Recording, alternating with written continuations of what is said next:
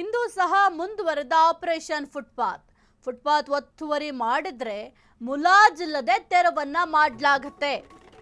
ಇಂದು ಸಹ ಮುಂದುವರೆದ operation footpath ಒತ್ತುವರಿ ಮಾಡಿದ್ರೆ ಮುಲಾಜಿಲ್ಲದೆ ಆ ಅಂಗಡಿಗಳನ್ನ ತೆರವು ಮಾಡಲಾಗುತ್ತೆ. ಈಗಾಗಲೇ 350 ಕಿಲೋಮೀಟರ್ ವರೆಗೂ ಫುಟ್ಪಾತ್ ಕ್ಲಿಯರ್ ಆಗಿದೆ. ಫುಟ್ಪಾತ್ ತೆರವಿಗೆ ಬೀದಿ ಬದಿ ವ್ಯಾಪಾರಿಗಳ ಆಕ್ರೋಶ, ವ್ಯಾಪಾರಿಗಳ ವಿರೋಧದ ನಡುವೆಯೂ ಕೂಡ ಈ ಒಂದು ಫುಟ್ಪಾತ್ ತೆರವು ಮಾಡಲಾಗ್ತಾ ಇದೆ.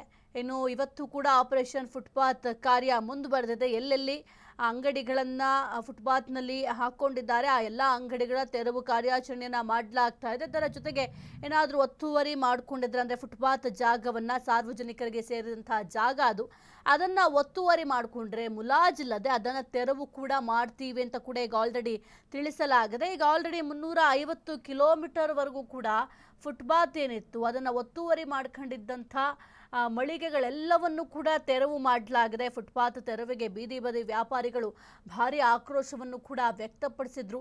ಈ ರೀತಿಯಾಗಿ ನೀವು ತೆರವು ಕಾರ್ಯನ ಮಾಡಿದ್ರೆ ನಮ್ಮ ಜೀವನ ನಡೆಸೋದು ಹೇಗೆ, ಬಹಳ ಕಷ್ಟ ಆಗುತ್ತೆ, ನಮ್ಮ ಬದುಕನ್ನ ಸಾಗಿಸೋದು ಕೂಡ ನಮಗೆ ಬಹಳ ಕಷ್ಟ ಆಗುತ್ತೆ ಅಂತ ಭಾರಿ ಆಕ್ರೋಶವನ್ನು ವ್ಯಕ್ತಪಡಿಸಿದ್ರು. ಇದರ ಜೊತೆಗೆ ಕೆಲವೊಂದಿಷ್ಟು ಅಧಿಕಾರಿಗಳು ಅಂದರೆ JB ಅಧಿಕಾರಿಗಳು ಈ ತೆರವು ಕಾರ್ಯಾಚರಣೆಯನ್ನು ಮಾಡುವಂತಹ ಸಂದರ್ಭದಲ್ಲಿ ಅಡ್ಡಿಪಡಿಸಿದಂತಹ ಸನ್ನಿವೇಶಗಳು ಕೂಡ ಉಂಟು. ಅದೆಲ್ಲದರ ನಡುವೆಯೂ ಕೂಡ ಈ ಒಂದು ಫುಟ್ಪಾತ್ ಅಲ್ಲಿರುವಂತಹ ಮಳಿಗೆಗಳ ತೆರವು ಕಾರ್ಯ ಇವತ್ತು ಕೂಡ ಮುಂದುವರೆದಿದೆ.